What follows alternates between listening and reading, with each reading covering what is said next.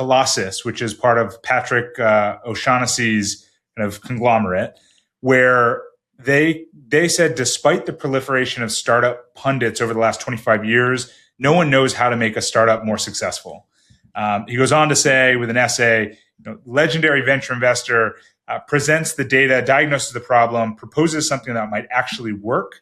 But when you look at the data, it basically all shows that nothing has changed in 25 years.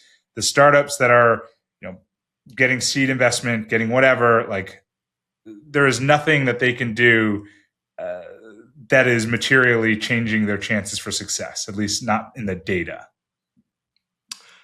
Yeah, I buy that. I agree, and it makes me think of a very good friend of mine, Mike DeGiorgio, who is the founder of Crexi, and which is like one of like the most, probably like one of the most interesting companies in LA, growing incredibly fast. And when he was originally started the company, like he brilliant guy, but like didn't go to Stanford, just like didn't work at like Goldman, like didn't have all the things that everyone was looking for. And I think like there was a period of time where investors used that against him.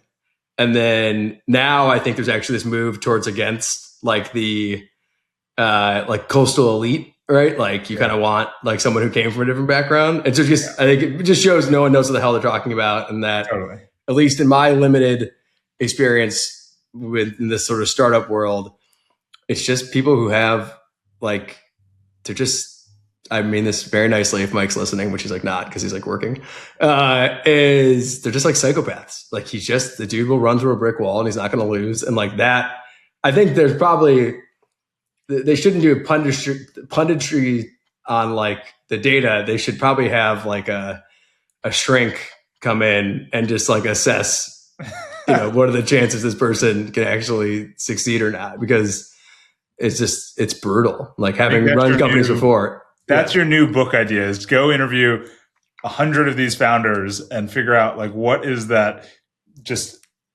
thing, common thread, that tick, that complex that like drives these people that like normal people don't have. I have no idea, but Mike's got it for sure. But yeah, so that's why I think that makes sense. I get it. Pretty hard to predict on the data, but I bet you it's probably not that hard to see from the person.